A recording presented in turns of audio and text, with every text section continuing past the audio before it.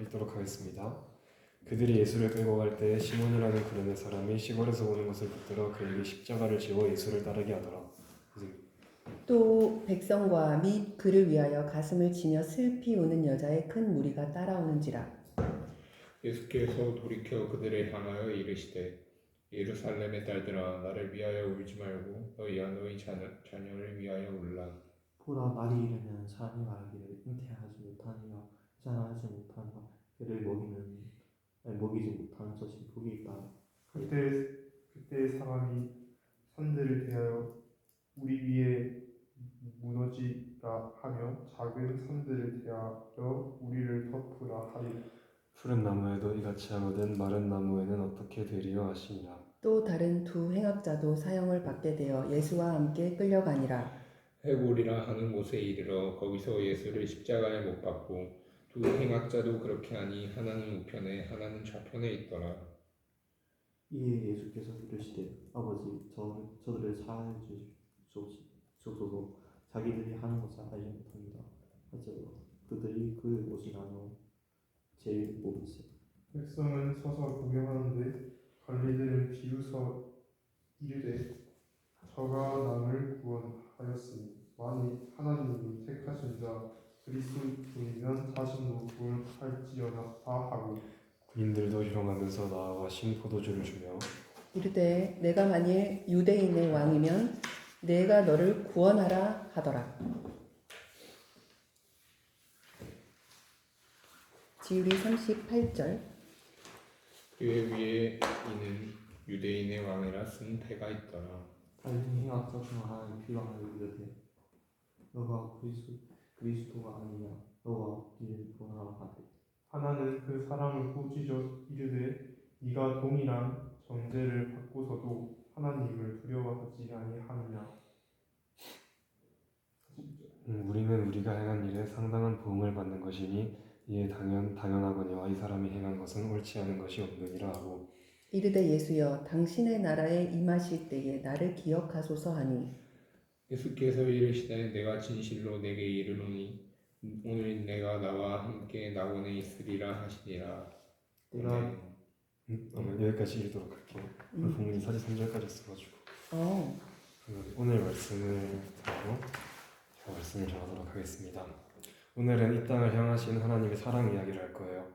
이 이야기는 오늘 읽은 성경에서 쓰여 있고 그 구약 성경, 신약 성경에 쓰여 있는데요. 인간은 전능하시고 온 우주 만물을 창조하신 하나님의 사랑을 버리고 죄에 물들어 타락하게 되었어요.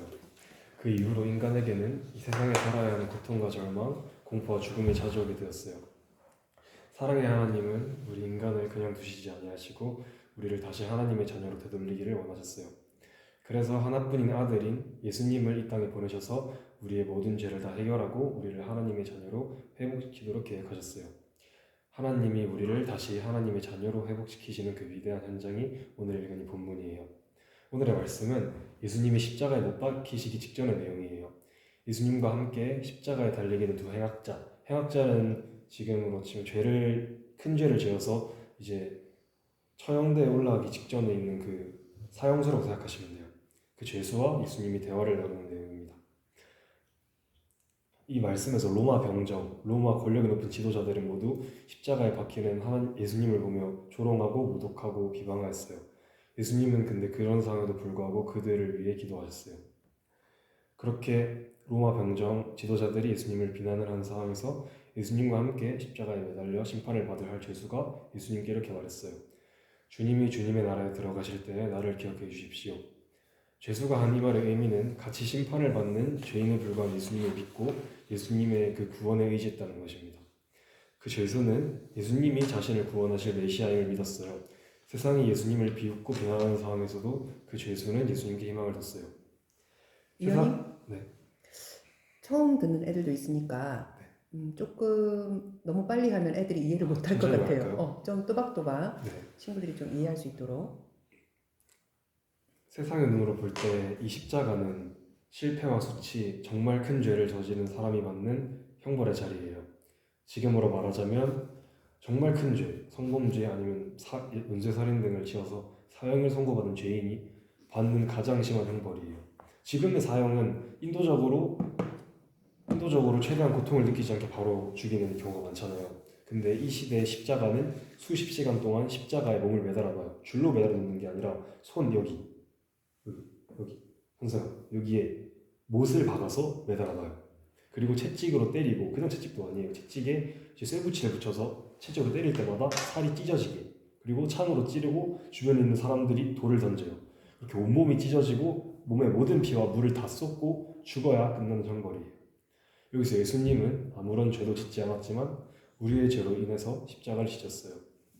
이 말씀을 처음 듣는 친구들은 여기서 의문점이 생길 수 있는데, 왜 예수님이 이런 잔혹한 형벌을 죽으신 게 우리의 죄로 인하여 죽으셨나라는 의문이 생길 수 있어요. 우리 인간은 모두 원죄가 있는데요. 그 죄를 진 상태로 구원받지 못하고 죽는다면 우린 지옥에 가서 영원한 고통과 형벌을 받게 돼요.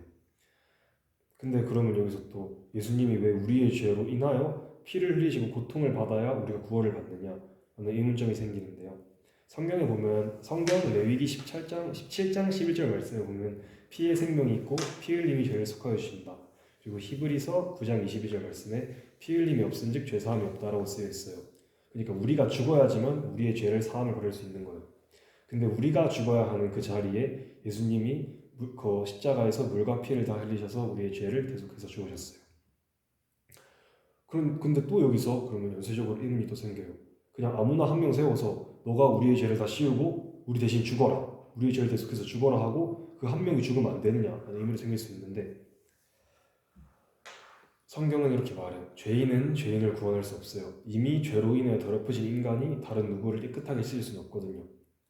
모든 인간은 창세로부터 아담과 하와가 선악과를 먹고 하나님을 거역했기 때문에 모든 인간은 죄가 있어요. 하지만 예수님은 아담과 하와의 자손이 아니에요. 인간의 몸을 입고 내려오신 하나님의 아들이기 때문에 유일하게 죄가 없으셔서 우리의 죄를 사하여 주실 수 있는 분이에요. 그렇기 때문에 예수님께서 그 잔혹한 십자가의 고통을 겪으시면서 우리를 대신해서 죽으셔서 저희를 구원해 주셨어요. 그 십자가, 그 잔혹하고 그 인간성이 결여된 그 끝의 장소에서, 끝의 장소 예수님의 십자가 안에서 예수님은 저에게 구원의 능력을 보여주셨어요.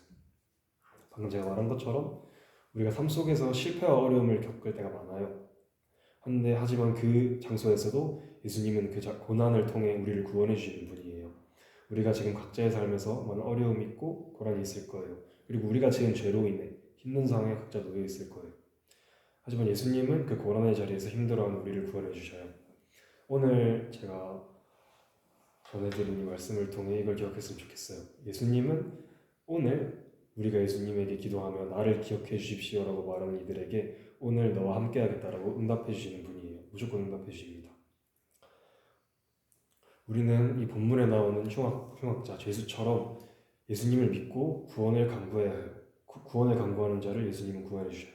친구들도 오늘 말씀을 기억하고 예수님을 믿고 하나님의 자녀가 되는 축복을 가지게 되길 기도하겠습니다. 아멘. 말씀은 끝이 났고요. 일단 이 말씀이 길잖아. 그래서 혹시 조금 와닿는 부분이 있는지 한번. 일단 저 질문 준비한 것 있는데 선생님 그 말씀하실 거. 혹시 삶을 살아가면서 누군가에게 지극하게 사랑을 해본 경험이나 사랑을 받은 경험이 있다면 한번 얘기를 해주셨으면 좋겠어요. 선생님부터 혹시 해줄 수 있나요? 저부터 해도 되고.